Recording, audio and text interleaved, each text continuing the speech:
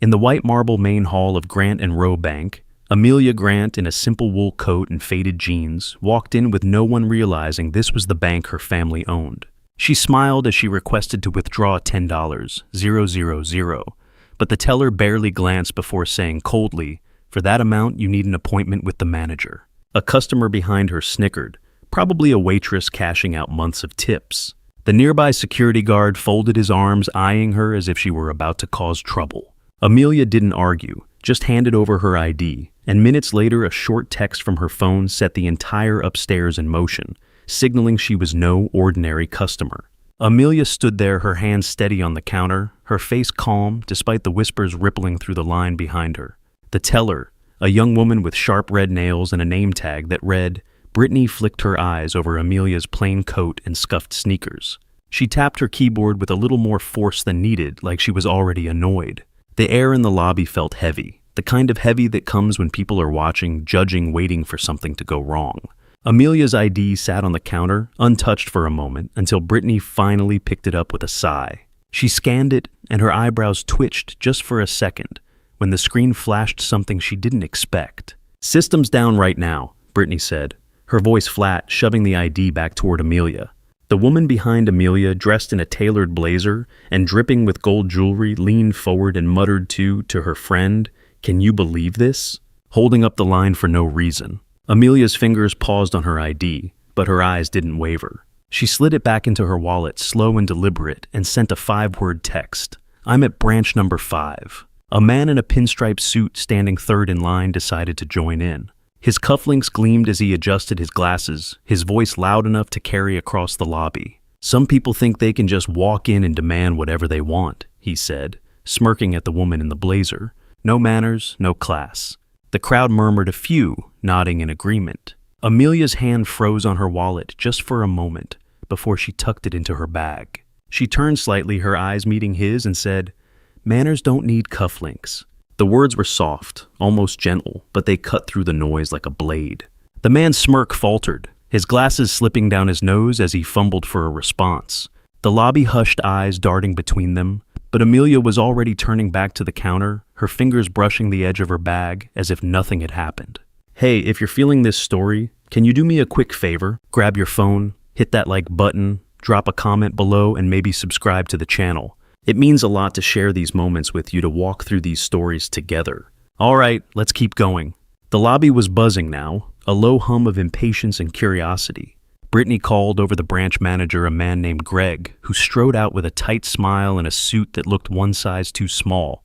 Greg was the kind of guy who loved the sound of his own voice, always quick to remind everyone he'd been with the bank for 15 years. He glanced at Amelia, his eyes lingering on her faded jeans, and his smile tightened even more. "What do you need this money for?" he asked, loud enough for the whole line to hear. A few customers smirked, one guy in a flashy watch, openly recording the exchange on his phone. "I mean, 10 grand in cash. That's not exactly pocket change," Greg added, folding his arms like he'd caught her in something. Amelia tilted her head slightly, her expression still calm, and said, "It's for a purchase." Her voice was soft but clear, like she was stating a fact no one could argue with. Greg blinked, thrown off for a second, but recovered fast. "We'll need to verify a few things," he said, motioning to the security guard, a burly guy named Tony, who looked like he'd rather be anywhere else. Tony stepped closer, his boots heavy on the marble floor, and asked for 2 more forms of ID. Amelia handed over a passport and a credit card, her movements precise, like she'd done this 100 times before. As Tony flipped through her passport, a woman in a sleek pencil skirt and high heels clicked her way to the front of the line, cutting past 2 others. She was the kind of person who carried herself, like she owned the room, her designer handbag swinging with every step. "Excuse me," she said, her voice dripping with impatience, "but can we hurry this up? Some of us have actual business to handle." She shot a glance at Amelia, her lips curling into a sneer. Not everyone's here to play pretend with their little withdrawal. The crowd tittered, a few stifled laughs, breaking the tension. Amelia didn't look at her. She just adjusted the strap of her bag, her fingers slow and steady, and said, "Business doesn't need a handbag." The woman's sneer froze, her hand tightening on her purse. The laughter stopped, replaced by a ripple of unease. Tony handed back Amelia's passport, his eyes flicking to the woman like he was sizing up the situation. The woman huffed, stepping back, but her cheeks were flushed, her confidence rattled. The line behind her was getting restless now, people shifting their weight, checking their watches. A woman in a fur-trimmed coat, her perfume sharp enough to cut through the air, leaned toward the guy next to her and said, "She doesn't even look like she belongs here." Her friend, a skinny guy with gelled hair and a silk tie, chuckled. "What you think she's gonna rob the place with that coat?" The laughter spread low and mean like a wave rolling through the crowd. Brittany, still at the counter, smirked and whispered something to another teller, who glanced at Amelia and shook her head. Amelia didn't react, didn't even turn to look at them. She just stood there, her hands clasped in front of her, her posture straight but not stiff. Tony the guard flipped through her passport like he was searching for a hidden code, then handed it back with a grunt. "This is taking too long," the woman in the fur coat snapped loud enough for everyone to hear. "Can you move her to the side or something?" Amelia's eyes flicked toward her just for a moment, and she said, "I'm not in your way." The woman froze her mouth half open like she hadn't expected a response. The lobby went quiet for a beat, the kind of quiet that feels like the air's holding its breath. Upstairs, something was happening. The head of security, a guy named Victor with a buzz cut and a permanent frown, got a ping on his phone. It was an internal note, short and sharp. "Assist this person immediately." Victor's jaw tightened as he read it, his eyes narrowing like he recognized the name but couldn't quite place it. He grabbed his radio and headed for the stairs, his steps quick and heavy. Down in the lobby, Greg was still playing his part, his voice dripping with fake politeness. "We just need to be thorough. You understand?" he said to Amelia, like he was explaining something to a child. "Big withdrawals like this, we have to make sure everything's legit." He leaned in a little, lowering his voice. "You sure you don't want to come back another day?" Amelia looked at him, her gaze steady, and said, "I'm sure." 2 words, but they landed like a brick. Greg's smile faltered and he straightened up, glancing at Brittany like she'd back him up. She didn't. She was staring at her screen, her fingers frozen on the keyboard, like she'd just seen something she wasn't supposed to. A janitor pushing a cart of cleaning supplies paused near the counter, his eyes lingering on Amelia. He was older, his uniform faded, his hands rough from years of work. He'd seen a lot in this bank. People coming and going, some treated like royalty, others like they didn't exist. He leaned on his mop, watching the scene unfold, and muttered to himself, "They don't even know who she is." His voice was low, barely audible, but Amelia's head turned slightly, catching his eye. She gave him a small nod, almost imperceptible, and he nodded back, his lips pressing into a thin line. The exchange went unnoticed by the crowd, but it carried a weight like a secret shared between 2 people who'd seen the world's unfairness up close. The janitor pushed his cart away, his steps slow, like he was carrying more than just cleaning supplies. Amelia's fingers brushed the edge of her bag, her face unchanged, but her shoulders seemed to relax just a fraction, like she'd found an ally in the chaos. Victor hit the lobby floor, his eyes scanning the crowd until they landed on Amelia. He paused just for a second, like something clicked in his head. He walked over, his voice low but firm. "Everything okay here?" he asked, looking at Greg, not Amelia. Greg nodded, but his hands were fidgeting with a pen, clicking it over and over. "Just doing our due diligence," he said, but his voice wasn't as steady now. Victor glanced at Amelia, and she met his eyes, her expression still calm, like she was waiting for something inevitable. "Let's move this to the VIP room," Victor said, motioning toward a hallway. Amelia nodded, picking up her bag, a simple canvas thing, frayed at the strap, and followed him. The crowd parted as she walked, some still whispering, some still recording. The woman in the fur coat muttered, "VIP.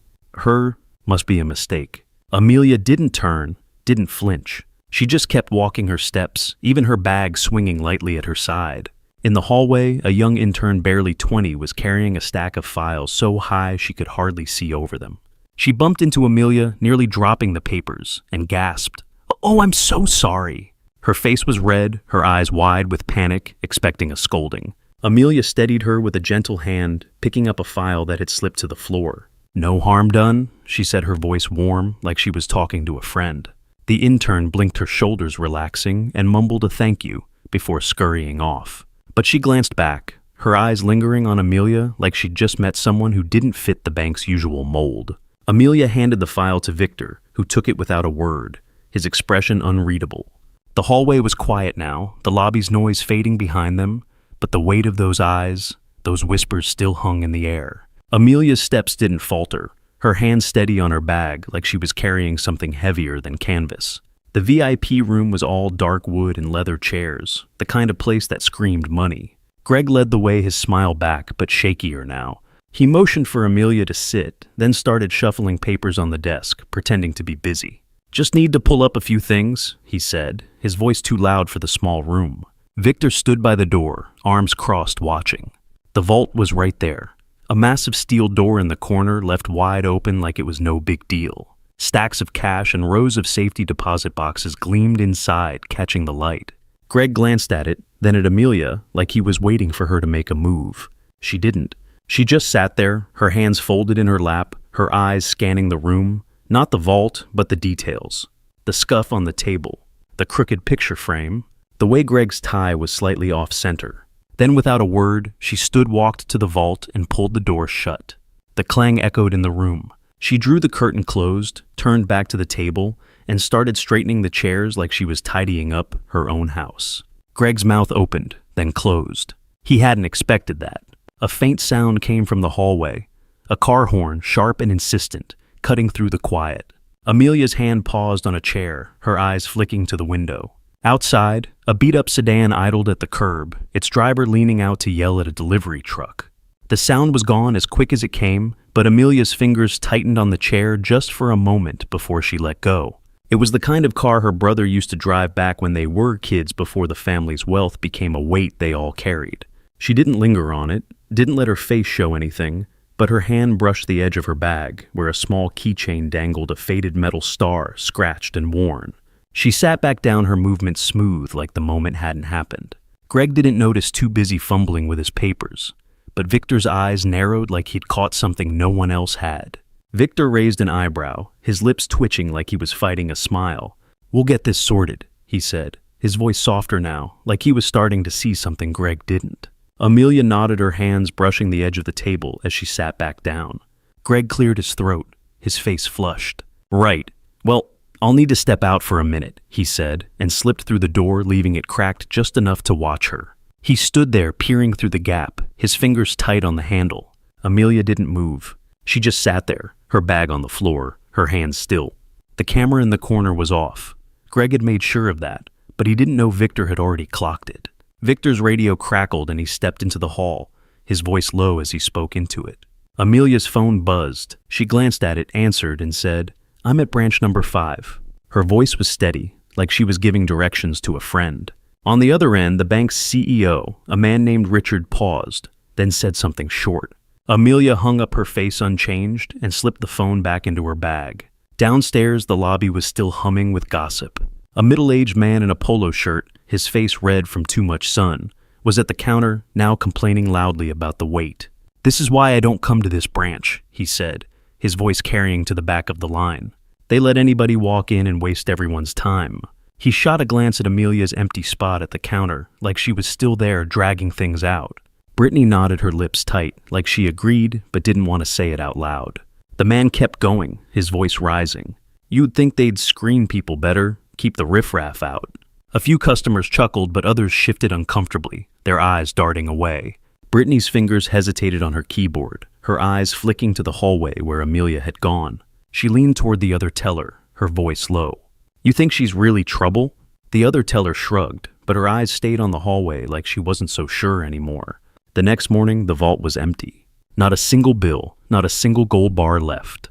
Greg was in a panic, his tie askew, his voice sharp as he barked orders at the staff. "It was her," he said to Tony, the security guard, who was pacing the lobby. "She was in there alone. Had to be her." Brittany nodded, her red nails tapping nervously on the counter. She didn't look right from the start. She said, her voice low, but eager, like she was finally part of something big.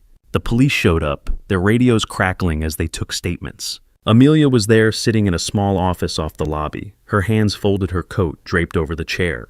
The officer, a tired-looking guy named Daniels, asked her what she'd been doing in the VIP room.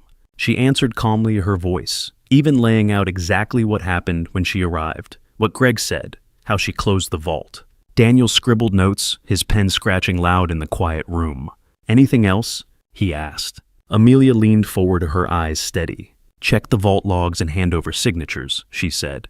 Daniels paused, then nodded like he'd heard something in her voice he couldn't ignore. Back at the bank, A delivery guy in a faded cap was unloading boxes near the entrance, his cart rattling on the marble floor. He'd been there the day before, seen the whole thing go down.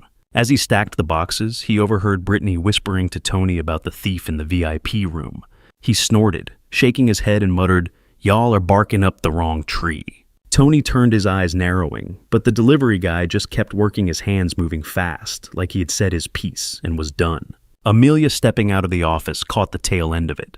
She didn't smile, didn't acknowledge him, but her fingers brushed that star keychain again, her steps slowing just enough to notice the box's supplies for the small business fund, the same one she had later donate to. The delivery guy tipped his cap barely noticeable and pushed his cart out the door. The lobby didn't see it, but something passed between them, a quiet understanding, like two people who knew what it meant to be underestimated. The staff was buzzing now, customers from the day before, back, some whispering, some just watching.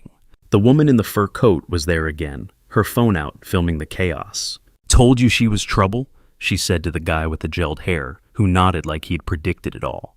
Greg was in his office typing up a report, his fingers shaking as he described Amelia's suspicious behavior. He sent it to the higher-ups, seeing half the executive board, hinting she was the only one who'd been in the room. Tony the guard was outside, muttering to another staff member. "Doesn't add up," he said, scratching his head. She didn't even touch the vault. But Greg wasn't listening. He was too busy building his case, his voice loud as he called headquarters, demanding an emergency meeting. Amelia, meanwhile, was on her way to the police station, her bag slung over her shoulder, her steps steady as ever. She didn't look back, didn't rush. She just kept walking like she knew exactly where this was going. At the station, a clerk behind the desk handed Amelia a form to sign, her eyes flicking up with a mix of curiosity and pity. The form was standard, just procedure, but the clerk's hands lingered on it like she wanted to say something.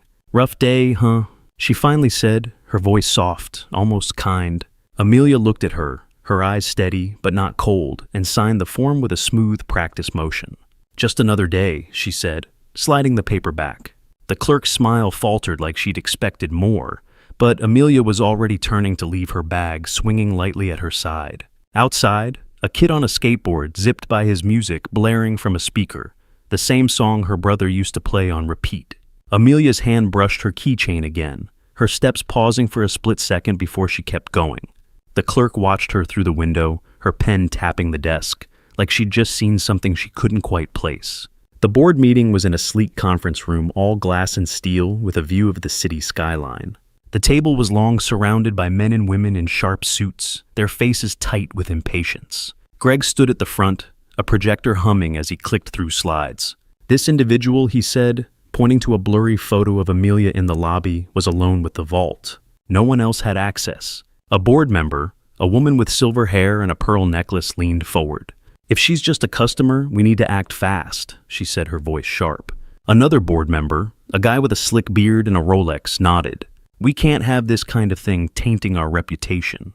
Amelia sat at the far end of the table, her hands folded, a stack of printed photos in front of her. She didn't speak, didn't interrupt. She just listened, her eyes moving from Greg to the board members, taking in every word, every glance. The room felt heavy, the air thick with accusation. Greg kept going, his voice rising, pointing to timestamps, to security logs, to anything that could pin it on her. A junior board member, a woman in her 30s with nervous hands and a habit of checking her phone, glanced at Amelia's file on the table. Her eyes widened just for a moment as she saw the name Grant. She nudged the man next to her, whispering, "Is that?" He shushed her, but his own eyes darted to Amelia, his pen slowing on his notepad. Amelia didn't look at them. She just flipped through her photos, her fingers steady like she was rearranging a deck of cards. The room didn't notice, too caught up in Greg's performance, but the junior board member's hands were shaking now, her phone forgotten. She leaned back, her chair creaking, and whispered to herself, "This is bad." Amelia's eyes flicked up, catching hers, and the woman looked away, to her face pale, like she'd just stepped into something she couldn't undo. Then Amelia stood. The room went quiet like someone had flipped a switch. She placed a file on the table, her movements slow, deliberate. "These are the vault logs," she said, her voice calm but firm, like she was stating something undeniable. She clicked the projector remote, and a new slide appeared. Hallway camera stills clear as day, showing Greg entering the vault room 3 times after she'd left. The timestamps matched the logs.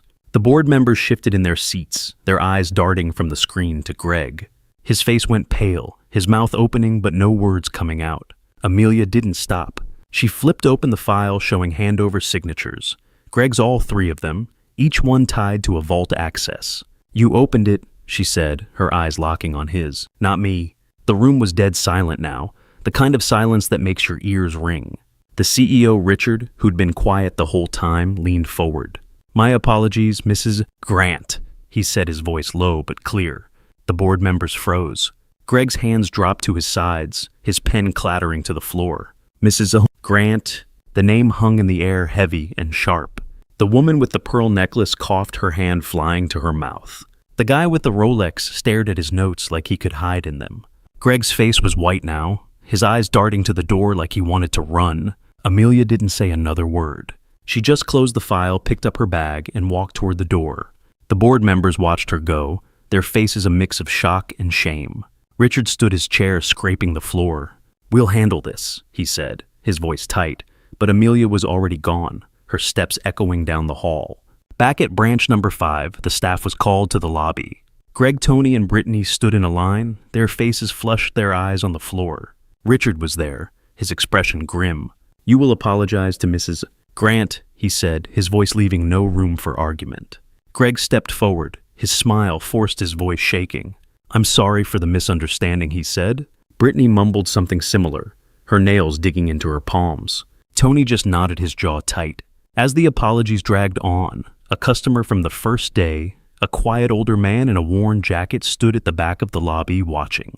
He'd been there when Amelia walked in, seen the whispers, the smirks. He'd kept his head down then, but now his hands were clenched, his eyes bright with something like pride. He stepped forward, his voice rough but steady. "You don't know who you're talking to," he said, loud enough for the staff to hear. "She's more than all of you combined." The lobby turned, surprised, but he didn't back down. Amelia glanced at him, her eyes softening for the first time, and gave a small nod. The man stepped back, his shoulders straight, like he'd said what needed saying. The staff shuffled, uncomfortable, their apologies trailing off. Amelia didn't respond, just adjusted her coat, her silence louder than their words. Amelia stood in the center of the lobby, her coat draped over her arm, her bag at her feet. She didn't smile, didn't gloat. She just nodded once and turned to the counter. The crowd, staff, customers, even the woman in the fur coat was silent, watching her every move. She filled out a withdrawal slip, her pen moving steadily, and handed it to a new teller, a young guy who looked like he'd rather be anywhere else. 10,000, please, she said, her voice soft but clear. The teller moved fast, counting out the cash with shaking hands. Amelia took the stack, walked to a small table in the corner, and signed it over to the local small business fund. She looked up, her eyes scanning the room, and said, "The money is mine, but trust is the real asset." The words landed like a quiet thunderclap, rippling through the crowd. The woman in the fur coat slipped her phone into her purse, her face red. The guy with the gelled hair was already gone out the door without a word. Outside the bank, a small crowd had gathered, drawn by the rumors of the theft and the board meeting. A local reporter, her notepad scribbled with notes, pushed through her camera guy trailing behind. "Mrs. Grant," she called, her voice eager but hesitant. "Can you comment on what happened?" Amelia paused, her hand on her bag, and turned to face her. The crowd hushed, waiting. "People see what they want to see," she said, her voice steady, her eyes holding the reporters. "But the truth doesn't need a spotlight." The reporter scribbled furiously, her camera guy zooming in, but Amelia was already turning away, her steps, calm like she'd said all she needed to. The crowd parted, some whispering her name, others just watching, their phones lowered, their judgment replaced by something else. Respect maybe, or regret. The fallout came quick. Greg was fired that afternoon, his office cleared out by security. His name was all over the bank's internal network, a cautionary tale pinned to every employee's inbox. Brittany was demoted, sent to a smaller branch across town, her red nails no longer tapping on the counter at branch number 5. Tony the guard was suspended, his badge pulled while they reviewed his role in the investigation. The woman in the fur coat. Her video hit social media, but not the way she'd hoped. Someone recognized her, tagged her name, and her followers dropped like flies. By the next week, she had lost a sponsorship deal with a local boutique, her face no longer welcome at their events. The guy with the gelled hair tried to laugh it off at a bar that weekend, but his friends turned cold, their eyes avoiding his. The bank itself was changing too. The board launched a $50 million dignity fund, money set aside to help customers who'd been mistreated, disrespected, judged for how they looked. Branch number 5 was gutted, turned into a training center for service excellence, with Amelia's words carved into a plaque by the door. Don't measure a customer by their clothes, measure them by how we treat them. The pinstripe suit guy from the line, the one with the cufflinks, found himself in a meeting with his boss the next day. His smug comment in the lobby had been caught on someone's phone shared online, and now his company's clients were asking questions. "You represent us," his boss said, his voice cold. "This isn't how we do business." The man's glasses slipped again, his hands fumbling with his tie as he tried to explain. By the end of the week, he was out of a job, his cufflinks packed away in a drawer. He didn't see Amelia again, didn't get a chance to apologize, but her words, "manners don't need cufflinks," kept playing in his head, a quiet rebuke he couldn't shake. The bank's lobby, once his stage, was now just a reminder of a line he'd crossed. Amelia didn't stick around to watch it all unfold. She left the bank that day, her bag over her shoulder, her coat folded over her arm. The lobby was quiet as she walked out, the marble gleaming under the lights. She didn't look back, didn't need to.